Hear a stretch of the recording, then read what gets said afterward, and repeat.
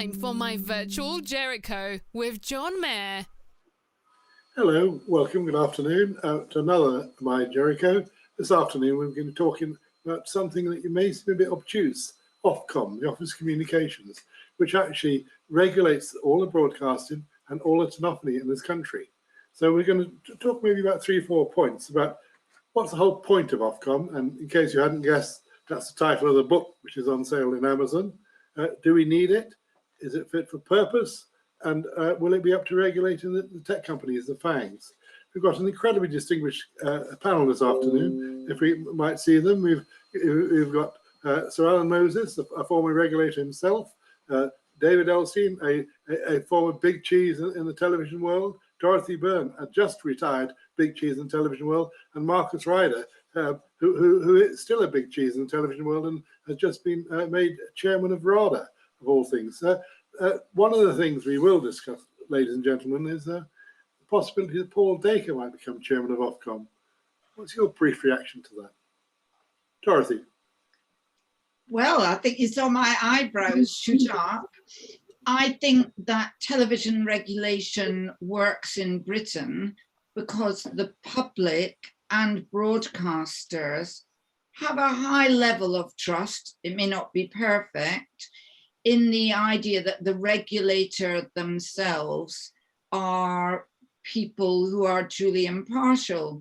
And I think it undermines that confidence and trust in regulation if you put somebody so overtly political in a key role there. So I would not think it was a good idea.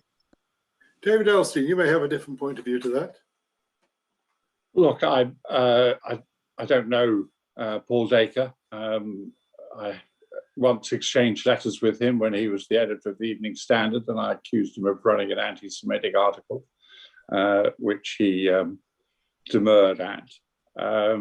He's had some pretty horrible things to do to society at the Mail. But he's a highly intelligent person who also has an interesting viewpoint about the role of social media in society. And Ofcom has been slow to get to grips with the overwhelming power of social media. Ironically, we are more likely to get some benefit from the European Commission in dealing with Facebook, Google, etc. So chairman can't do a lot at Ofcom. They can't influence much. I'm not sure how good Paul Dacre would be at running a board, and that's a difficult board to run. But, you know, I wouldn't say he was in any kind of way a danger to democracy or anything like that if he were appointed. Sir Alan Moses, you were chairman of a regulator, of a regulatory board. How do you feel about Paul Dacre taking over Ofcom? I mean, I think that there was indeed an almost more interesting point about trust being engendered by regulation. I mean, if that were true, well then, of course, appointing Paul Dacre as chairman might be sending a certain message as to what the appointers thought that the regulator was for. I mean, I'm just astonished that anybody like him would want to do that. I mean, his true love was newspapers and getting people to read newspapers and selling newspapers. I mean, I suspect if you had him on a psychiatrist's couch, he'd say his happiest days were as a young newspaper person at the Daily Express when it was selling 4 million.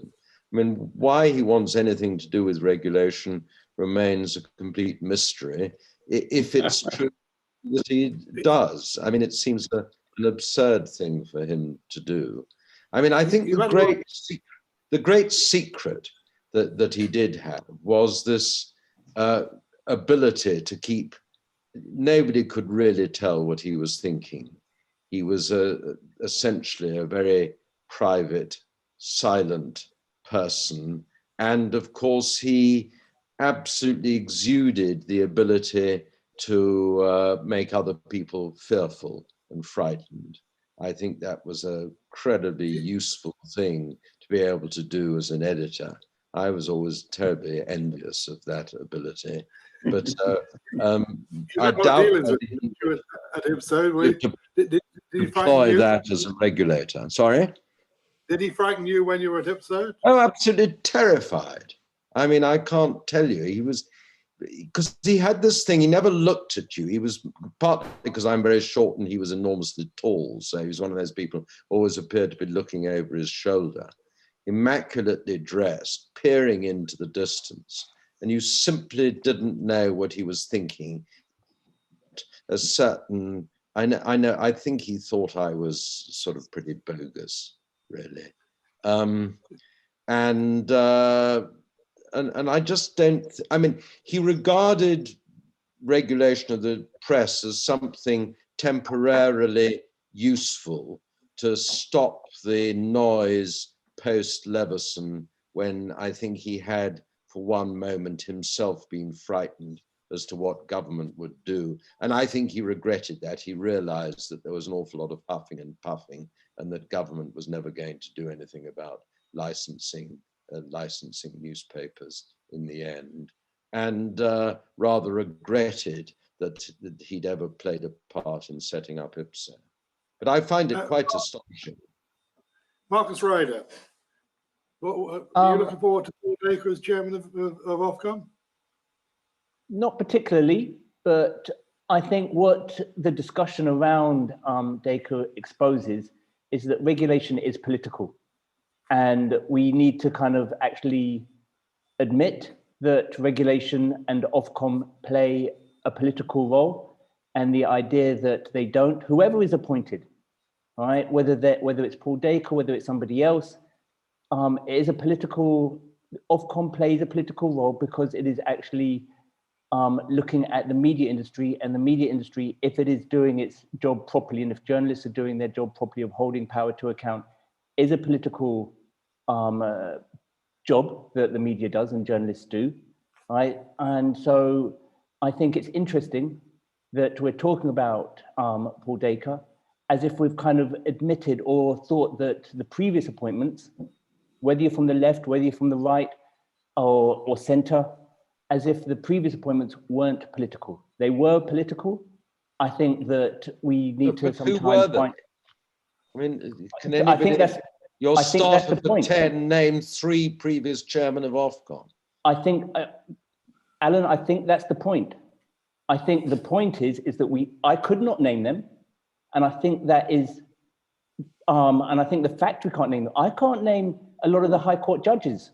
Thank goodness for that. Yeah. Well, no, because it means that we don't. And to think, if you think the High Court judges are not political and not actually making political judgments and do not come from a certain background, right? We're being very naive. Of course they do, right? Paul Dacre puts paid to the lie that it's not a political appointment.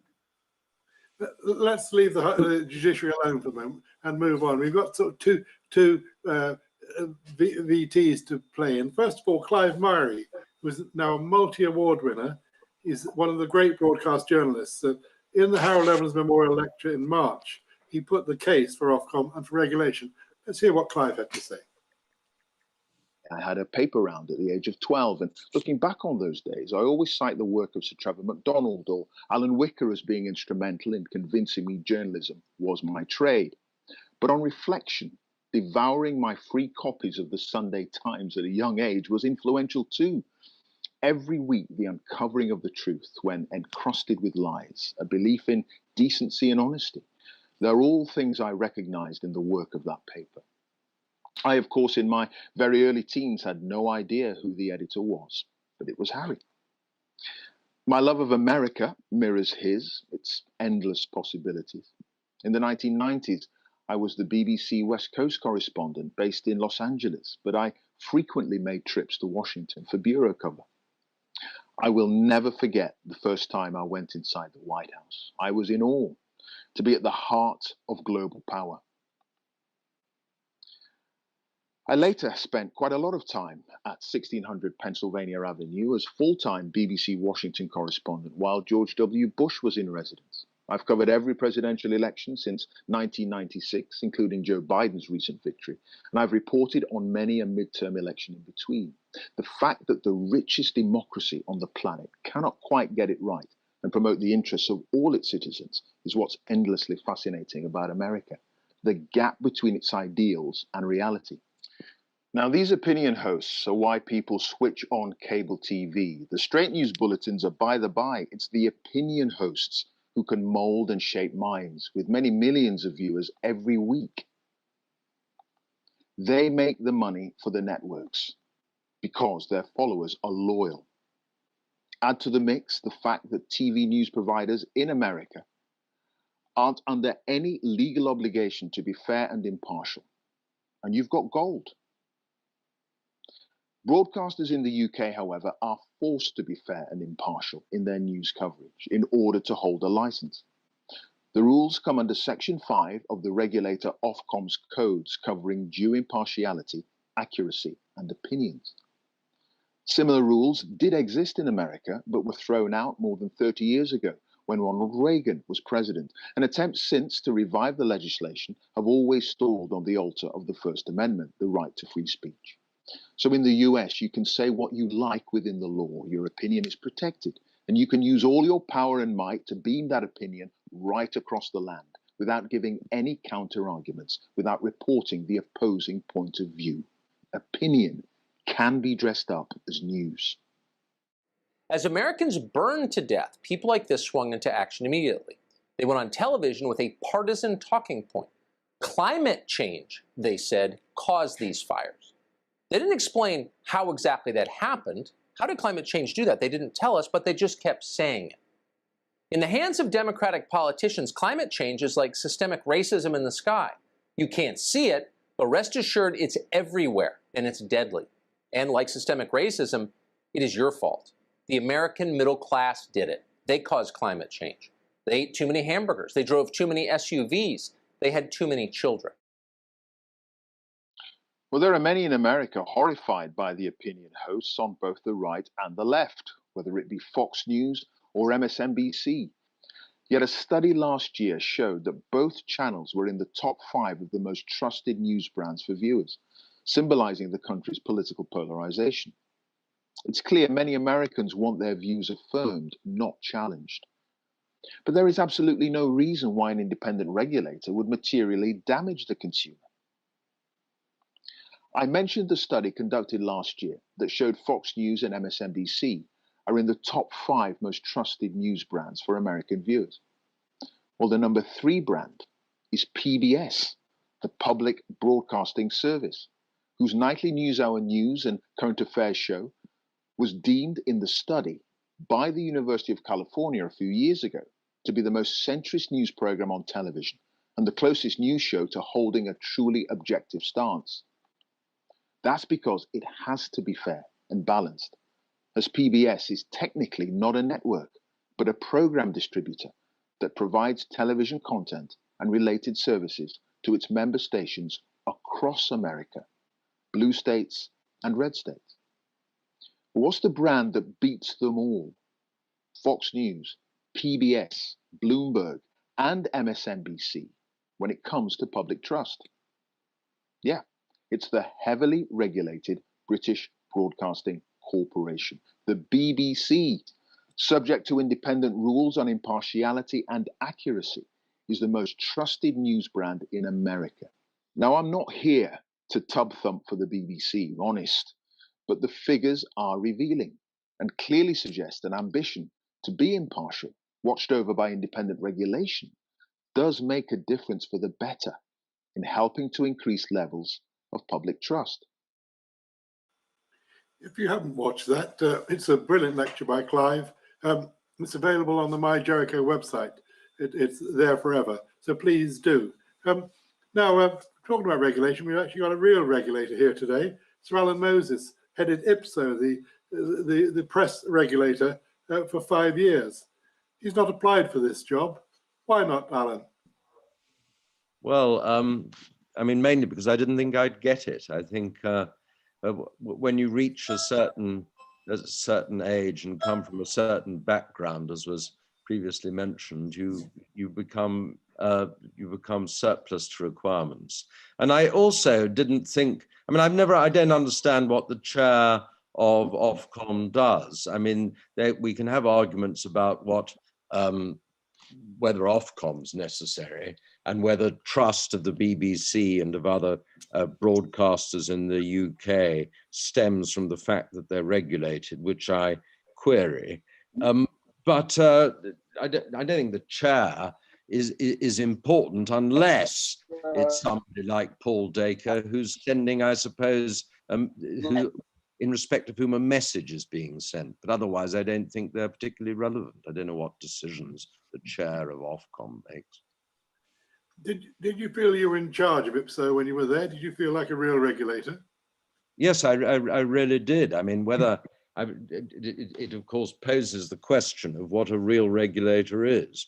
But I mean, I did feel very responsible for really all the decisions that IPSO made, for its inadequacies as well as its adequacies. And of course, from time to time, it was excruciatingly embarrassing because I deeply disagreed with some of the decisions the committee of which I chaired made. Because I chaired the complaints committee, and so one of its most important functions was something for which I had responsibility, even though I didn't have the final word. And now you actually don't really believe in regulation, do you? In your chapter in the book, you actually argue against it. No, well, actually, it's slightly more subtle, I mean, than that, in the sense that I'd like to have a period without regulation, just to see whether it made a ha'porth of difference. I suspect in relation to the BBC and other broadcasters, you simply wouldn't notice. And I really do question the proposition that people trust the BBC because of regulation. I think it's got absolutely nothing to do with it. It's the quality of it somehow has an image that of sort of warm beer and sunlit cricket pitches that still applies. I mean, the sound radio has a pretty tiny audience, and yet, of course, is incredibly influential simply because of the quality of the people who are writing and speaking on it. And I wonder whether that's got anything to do with regulation. It may have something to do with public service broadcasting and what is somehow in their blood that they feel that the service that they feel they have to provide. But I doubt whether that's to do with because of a fear of Ofcom.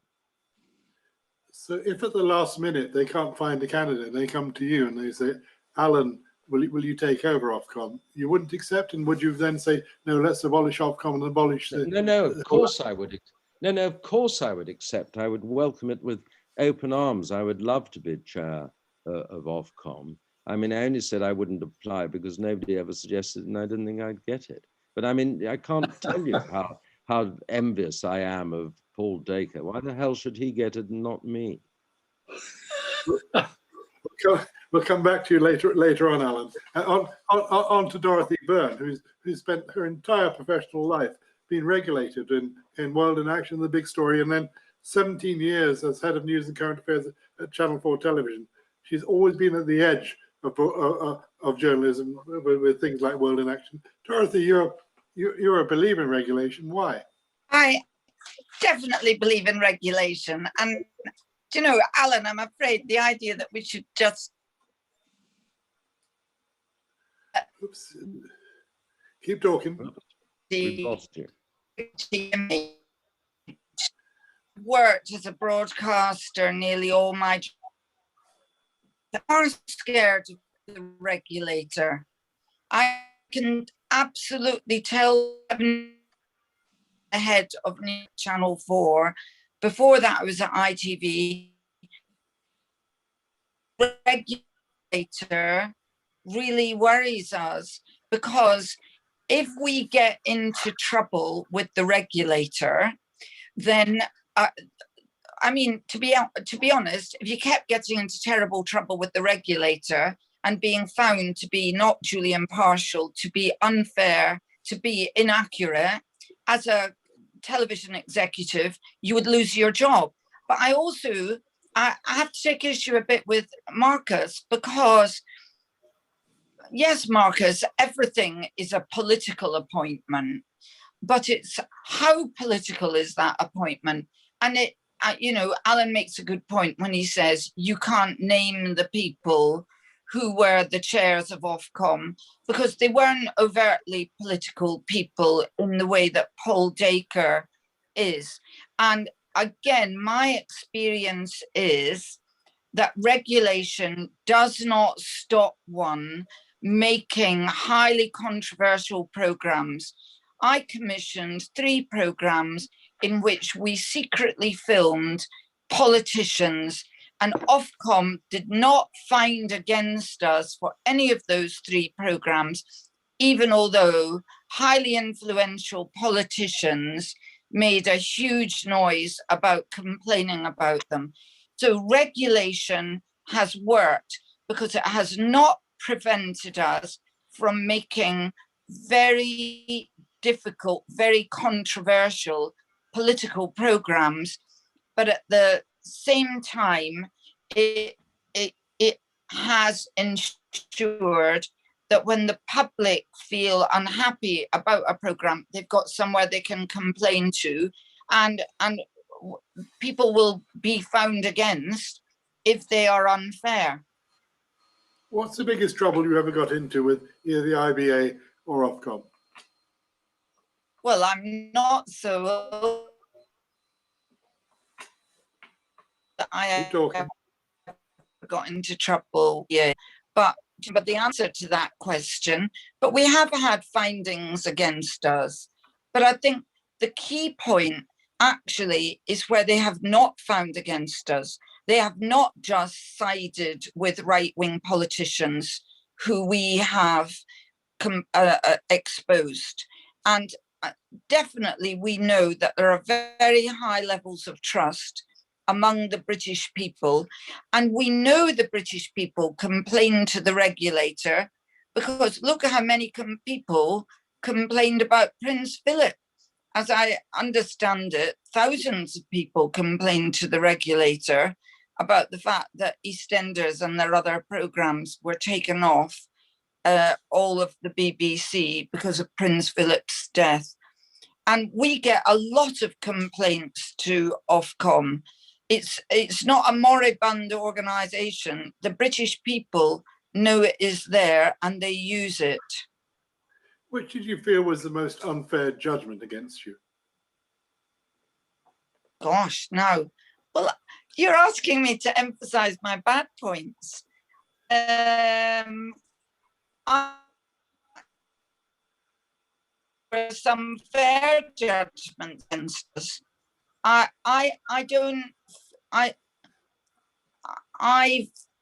don't sit and feel that the regulator has acted badly, and I don't feel that it's been a heavy-handed regulator.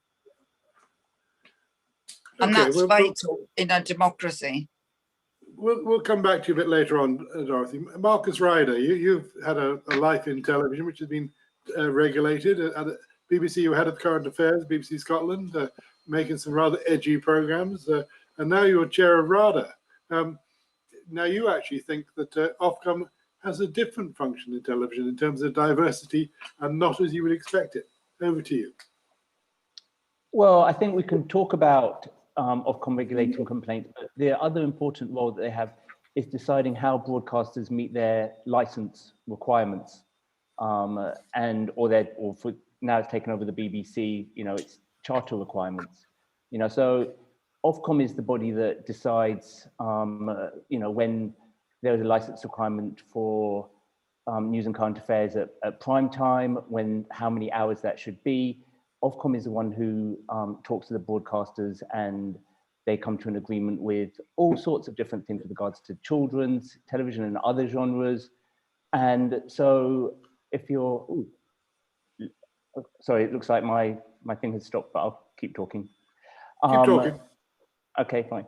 But the other thing is, Ofcom, ever since diversity has explicitly been put into the charter, which is I think in 2016, I think, into the BBC charter, Ofcom has a duty to decide how the BBC actually meets that charter requirement. And Ofcom, I would say, has not actually made it explicitly clear how the BBC should actually meet that charter requirement, and what that actually means, which is strange because it actually is quite explicit as to how the BBC should meet its other charter requirements with regards to other genres or with regards to workforce when it comes to out of London productions and what have you. And so I think that for diversity, Ofcom has for some reason, and I don't know why, but for some reason has not actually regulated in the same way that it's regulated either workforce, which it's done previously with, or currently does, or with genre when it comes to diversity.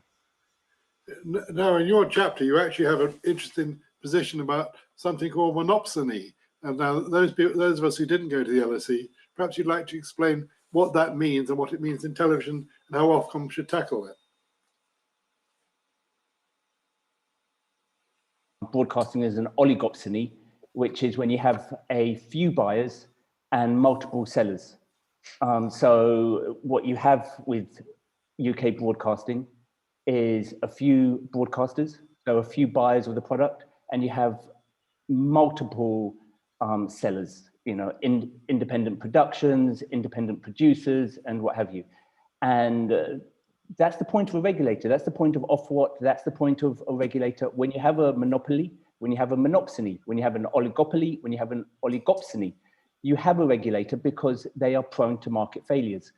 And it would appear to me, and I put the argument forward in my essay, that part of the market failure or part of the reason for a lack of diversity is because we are in a market failure of an oligopsony.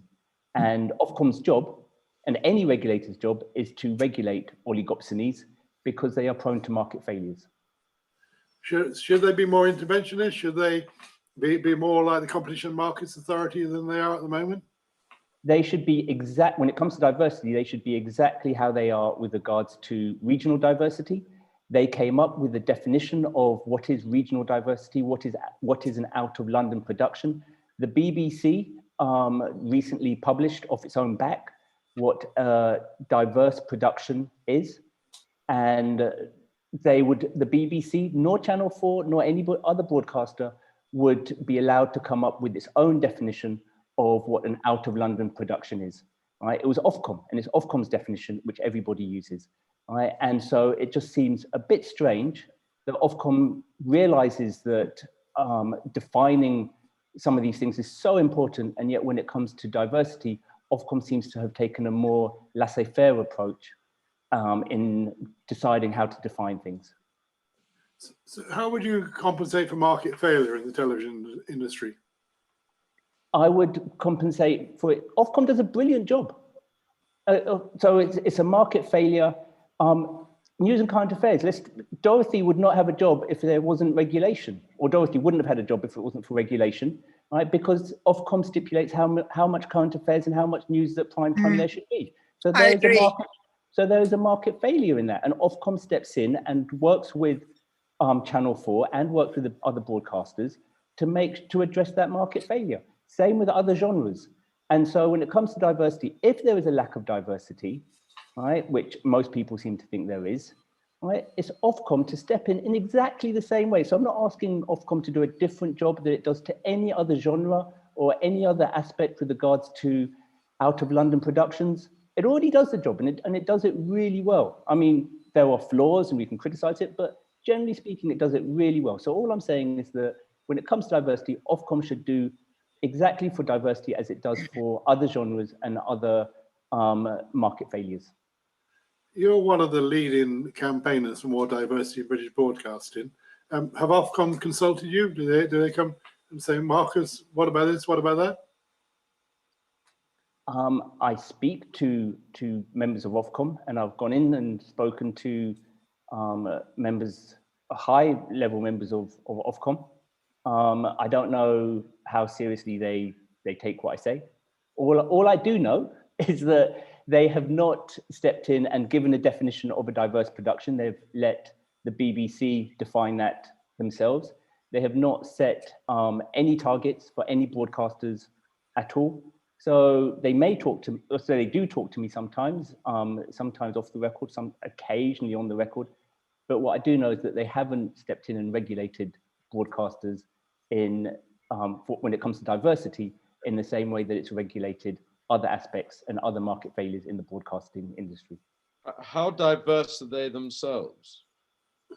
Thank you. My question just, how diverse is the Ofcom staff, Marcus, the 800 people? I'm not sure how diverse the 800 people is. I know that up until recently, its boards were not very racially diverse. There was more gender diversity. They did have and so what I would say is that I would then go to DCMS, because it's an act of parliament which sets up its different boards. And so, for example, they briefly had a board which looked at disability, but it wasn't statutory. And so that eventually got folded into another board. So the boards, so it has all the nations boards. So it's got Northern Ireland, Wales, Scotland, and England. And what I would argue is that if you look at ethnicity, for example, I don't know which term we should be using, but non-white people make up roughly the same population size, slightly smaller than Wales, Scotland, and Northern Ireland put together. Right? And so if we think that there should be an audience board which is representing those particular interests and see that they have a particular interest that need to be represented in Ofcom, I would argue that there should be at least one board which looks at diversity. Would you like them to do a head count in terms of their own diversity and report that publicly? I think they do. I think they do that. I don't have those figures to hand, but I'm pretty sure that they do that. I think the issue, as always, is whether we look at headcount diversity, or what I'm increasingly arguing for is looking at salary spend diversity.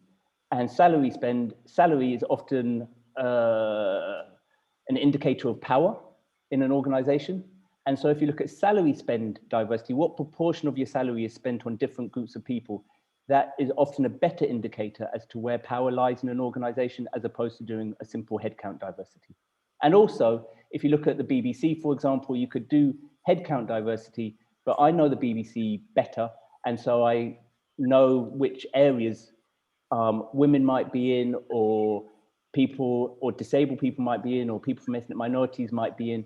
And on the face of it, it might look like some of the diversity numbers are good, but if you know an organization well enough, you will know where the different levers of power are, and so you will know who's wielding those, and you'll know where the critical mass is. Because also it's important to recognize that it can't just be one individual. You need, if you're going to actually have cultural change when it comes to gender, when it comes to regionality, when it comes to any aspect, it needs to have a critical mass to have critical to actually achieve cultural change as well, to change the culture of an organization.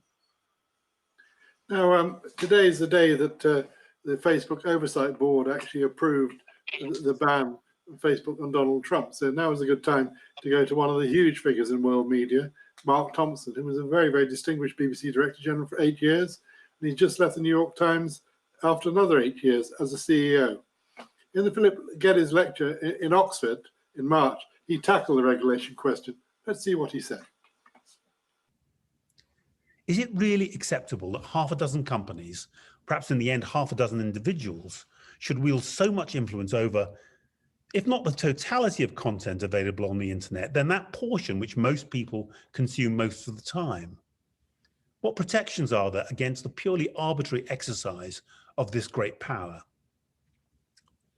The winner-take-most character of algorithmic digital services and the incredible success a handful of companies have had in engaging and monetizing vast audiences poses questions about competition and markets that regulators are now taking seriously in many jurisdictions.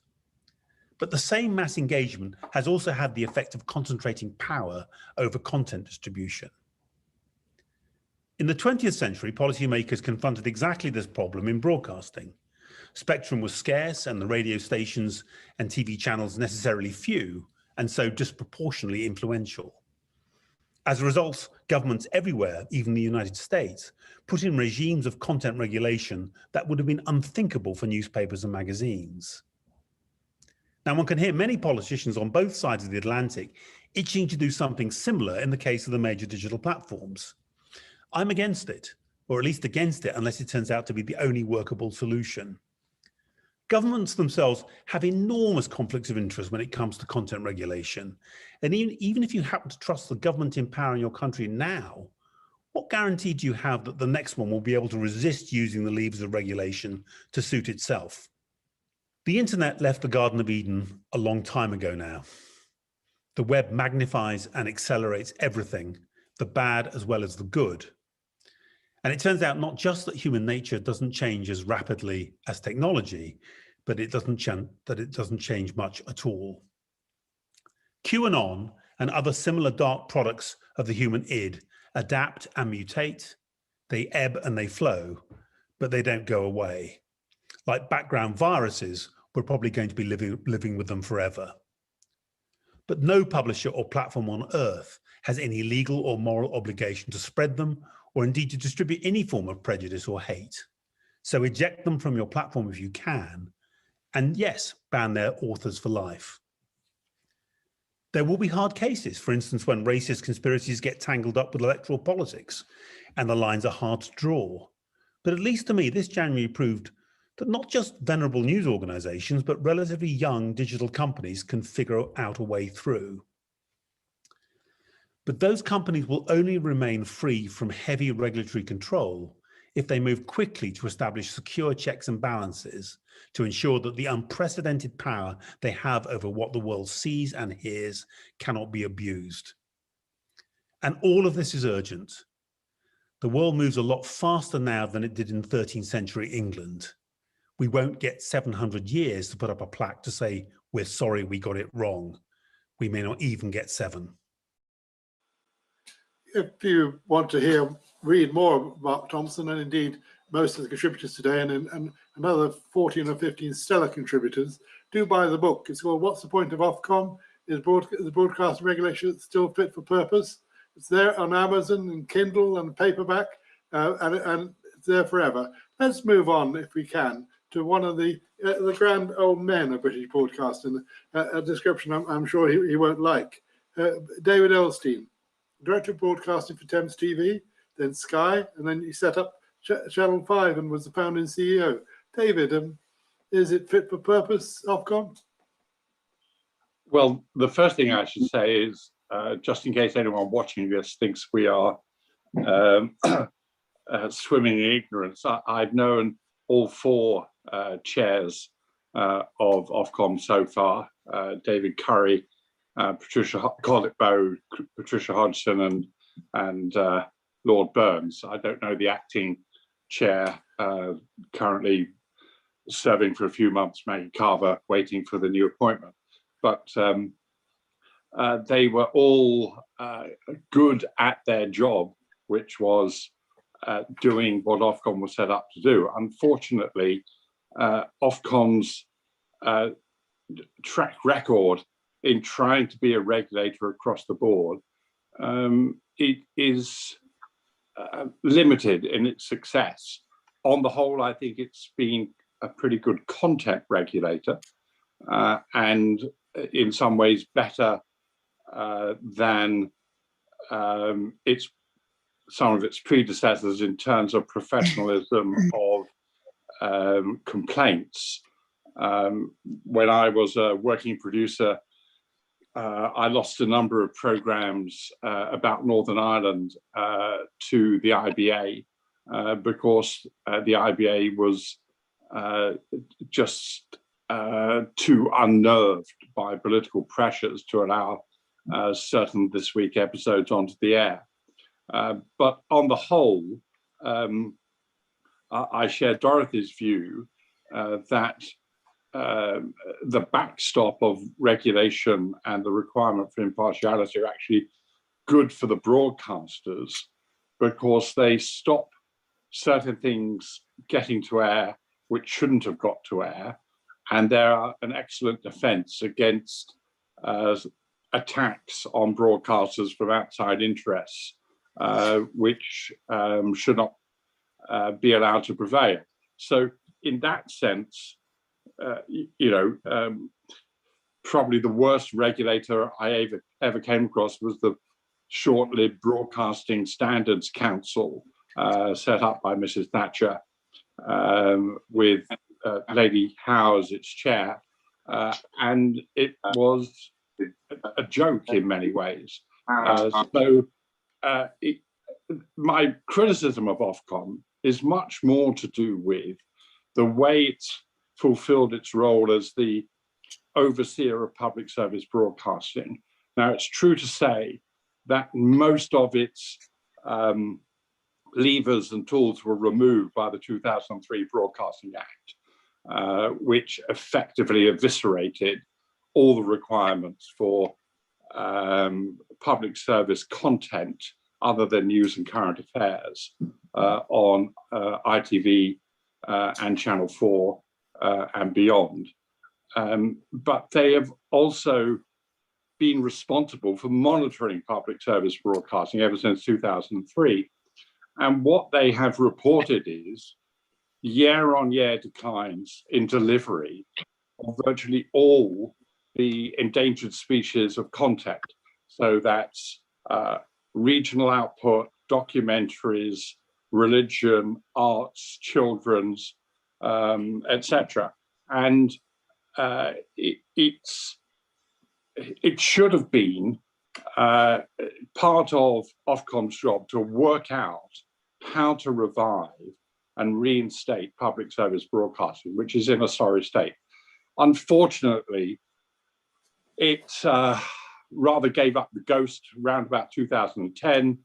It tried to launch a public service publisher, which wasn't the best thought out idea ever. When that was shot down, it's never come back with any kind of structural reform ever since. And it has now lapsed into a kind of relativism where, if it's a program made in the United Kingdom, that's public service broadcasting. Well, any minute now, the UK so-called public service broadcasters are going to find that they're outspent in terms of first-run UK origination by Sky, Netflix, Amazon, and Disney. The latest thing I've heard from Ofcom is that, any kind of program is public service broadcasting. Shiny floor shows are public service broadcasting. I mean, if they cannot tell the difference between commercial products and public service products, if they don't understand what market failure is and why we correct for it, then it has failed in its, I think, most important task. And that's the basis of my essay in the book. Very good. What do you think they're up to dealing with the tech companies when they take that over? Are Google and Amazon and so on going to take them to the cleaners? Well, it's really difficult to predict. They've been very careful about taking on, regulation of the internet. This was something that was mooted by Leveson, and Ofcom very sensibly ducked and said, no, thank you. Taking on the not so much the content of the internet, but the gross abuses of power by Google, Facebook, Apple, Microsoft, etc. The notion that the UK, let alone a UK regulator, is going to do much about that is, I think, a forlorn hope. And, you know, the only argument that ever cut through with me during the Brexit debate about the EU was that at least the EU Competition Commission was willing to take on the US giants and fine them hundreds of millions, if not billions of pounds or euros for breaches of competition law. And the EU was big enough to do that. So I don't have any great hopes that Ofcom will do much. In terms of child protection, the ability to protect children with suitable filters has been around for a decade. Ofcom has been fully aware of the mechanisms that were to hand if they wanted to go through with it. But they, like their political masters, were too nervous to do anything. We have been promised protection of children for year after year after year after year, and where is it? Is it a case of the stable door is trying to be shut and the horse is way down the road on the fence? No, of course not. No, look, it could be done tomorrow if you really wanted to. If you wanted to impose on all suppliers of video a requirement that they have a filter system which protected children by age, you could do it. You just pass the necessary legislation. And if anyone doesn't want to comply, then they seek to be visible in the United Kingdom. Look, if China and North Korea can do it, why can't we? If Russia can do it, why can't we?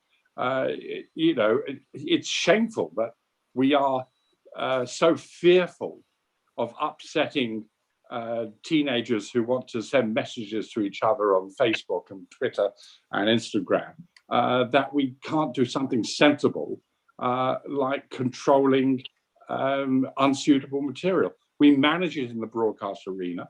Why can't we do it in the non-broadcast arena? Marcus, you had a spell working in China. What lessons would you bring back from that for regulation here, particularly of the tech companies? Well, I'm currently in Malaysia, and Malaysia is able to regulate and block certain content when it comes to pornography. I was also previously in Thailand, and Thailand very successfully is able to get Google to agree to block certain things when it comes to discussions around their royalty. It's a political stance that I do not agree with personally, but I think that the idea that it's that difficult to regulate Google, that you need to be somehow in the EU, that you need to have a massive block that would be the size of China to be able to impose certain restrictions and regulations on the likes of Google and Facebook. I don't think you do. I think Marcus, I wasn't saying that. Two different things. The EU is important for regulating competitive abuse. Regulating content, any sovereignty can do it. Yeah, no, sorry, I wasn't. Sorry, David, I wasn't trying to, contradict you or yeah. But I'm just saying that this can be done. So my experience in Asia, I mean, China is extreme to say the least, and I'm not saying we should go down China route. But if you look, you can look at other jurisdictions. You know, I've got Australia just, a slight hop away. You know, you can see what they've done with regards to Facebook and their attempts to look at Facebook. You can look at, as I said, I'm currently in Malaysia. I was in Thailand.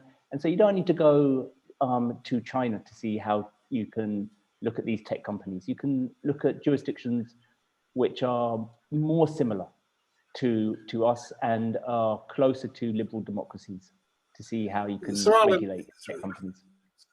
Sir Alan, you sort of ducked out of regulating the internet or the newspaper version of the internet. Would you like to be regulating the tech companies? IPSO didn't duck out of the regulating the internet of those newspapers. It did regulate them, and exercise the same power over, for example, the Mail Online as any other of the newspapers' internet medium. I mean, the problem is you can act like China and easily and just ban those that don't comply with the rules. But the real problem is finding a balance, is finding a way of licensing that doesn't give too much power to those set up to regulate, and it is a real problem of it seems to me of imposing of identifying a system that has the right sort of sanction. I mean, if you licensed it, you could do it, because that's why, in one sense, it's so easy to regulate broadcasters, because they're simply not allowed to broadcast unless they comply and submit. It becomes much more difficult to do so with international media through what I call publishers, because the use of the word platform is just so much chopped logic. But it becomes very difficult to do so unless you have outright bans. I mean, I would just use the criminal law in a much greater way. I mean, I just don't see why you don't.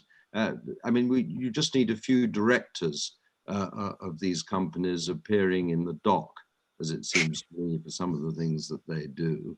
What sort of charges, Sir Alan? What could they be charged with? Well, there's a whole mass of things of aiding and abetting. A trite example is aiding and abetting suicide. I don't know why those companies that were spreading amongst youth means of committing suicide weren't charged with aiding and abetting suicide. I don't know why any media company that allowed access to child pornography isn't charged with a whole raft of offences under the Sexual Offences Act. And so that there are, I mean, it does seem to me that there are means of seeking to control it. What I'm really, the problem is banning. The problem is it's so easy to have a blanket ban, because we know it can be done in Iran and it can be done in China. But I don't think anybody thinks that the disasters of social media are such that they merit having outright bans. So you would feel a few more collars and put them in the dock in front of people like you, would you? That's one thing. The other thing is, of course, it depends upon the political. I mean, regulation really works when the regulated understand that it's in their own interest to be regulated. I mean, it's in the public broadcasters' interests. Ofcom is in their interest for the very reason that, as some of your speakers have said, that it provides, as it were, a defense against them, against those with special interests trying to complain. That seems to me a very important function.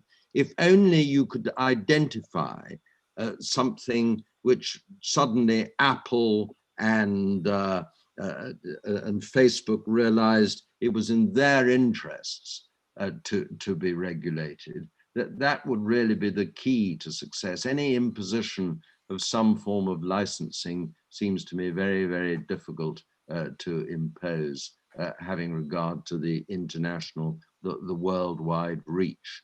And an awful lot of, I mean, they're trying to do it in some respects with allowing the possibility of claims and allowing them to be sued and creating causes of action. I very much query whether that will work. So the awful truth is that it needs to be something that realizes that they will lose out unless they agree to some form of regulation. And it's identifying how you can impose, how you can, as it were, trigger and rely upon their fears for their own business. It seems to me the key to this. and I've got no answer to it. It's just, one has to remember that the News of the World closed down because nobody wanted to advertise on the News of the World. It ceased to become a viable business as a result of the way they behaved. And somehow somebody ought to devise something that would make Apple, Facebook, and the others realize that it's simply not a viable business model to go on behaving as though they're just platforms and don't share responsibility.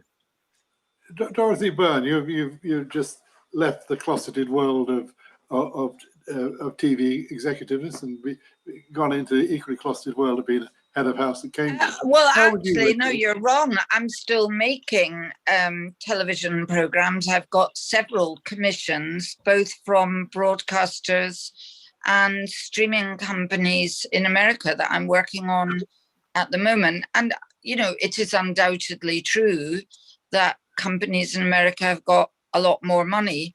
And that's why, one reason why we need to protect public service broadcasting in the United Kingdom so that we can ensure that the interests of British people continue to be served. I completely agree with David about how dreadful it was that the regulator allowed such a great cut in regional documentaries and current affairs. I think that was a very serious loss to British democracy. Regarding tech companies, we need politicians to put a bit of lead in their pencil and really do something about them. This idea that British politicians are all absolutely helpless faced with Mark Zuckerberg, no, they're not. They need to take action, whatever form it is, and some of that will be relevant to what regulators should do. But we really need the political will there to take action about these people. I rather like the idea that they should end up in prison. That'll teach them. I mean, very few people deny that action needs to be taken. It's the next stage. What do you actually do? It'd be easy to license Facebook and Amazon tomorrow. You just pass a law saying without a license, you're not to have your programs. We won't allow your programs in this country, and part of the license would be to be subject to regulation. But how's that actually going to work if the programs are being, if the messages are being sent from another country, short of just a complete ban? I mean, you could do it, as David said, tomorrow. There are lots of different ways in which you can do it, but you really need and each one will have its upsides and its down points, but you need the political will to do it. You know, we saw what happened in Australia. There was political will to take action.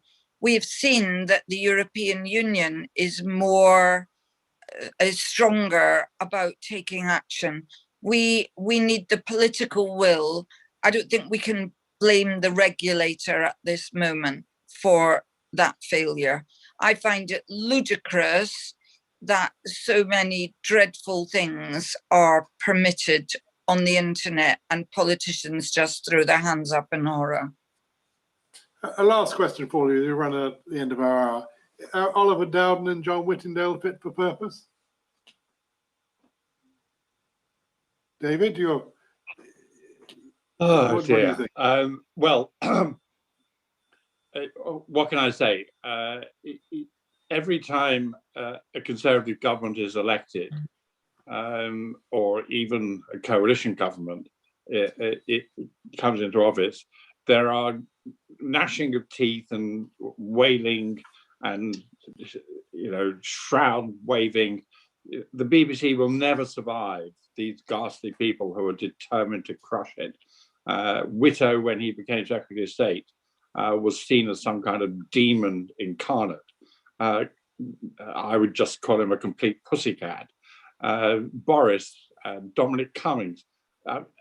Honestly, these are people who are going with the flow. They've done zero, as Alan and Dorothy have noted, to inhibit the flow of dire content, damaging content that reaches us. However many times they say they're going to do it. So personally, I have very little hope that they will actually do anything effective. And as I say in my essay, in many ways, actually, it's worse for the BBC that this government is just allowing it to drift ever further into irrelevance. I just wish they would be more constructive and try and persuade the BBC to take its future into its own hands. However, you know, I think that ship has sailed. And I've never met Oliver Dowden. I've known John Whittingdale for many years. I've learned to live with the lack of action. Marcus, the Secretary of State and the Minister of State fit for purpose, as far as you can tell? I've had no dealings with Oliver Dowden. I've had a few limited dealings with John Whittingdale. Going back to the Paul Dacre issue, I don't think it's right to or useful to personalize these debates. I think what's useful is to actually look at the structures and actually look at the policies, and are they implementing policies which are useful or not useful. And David has highlighted their lack of action on certain issues, and I would also highlight their lack of action or lack of signalling, because it goes direct to Ofcom on some of the diversity issues. So I would want to highlight the actual policies rather than getting into whether Oliver Dowden or John Whittingdale are fit for purpose. Are there policies that I would like them to implement that are not being implemented? Yes. Dorothy, you can't ask questions. Sorry, Alan, you want to? Yes, you can't ask a question about fit for purpose until you identify what purpose. I mean, it's a ghastly cliche. Why do people go on saying it's not fit for purpose? It's a pointless question unless you start with the proposition, what purpose do you think they ought to serve? That's the first. Shall I help you with that? Yes, I Dorothy. think that the chair of Ofcom should be somebody who is widely trusted and respected to maintain the accuracy, fairness, and due impartiality of broadcasting.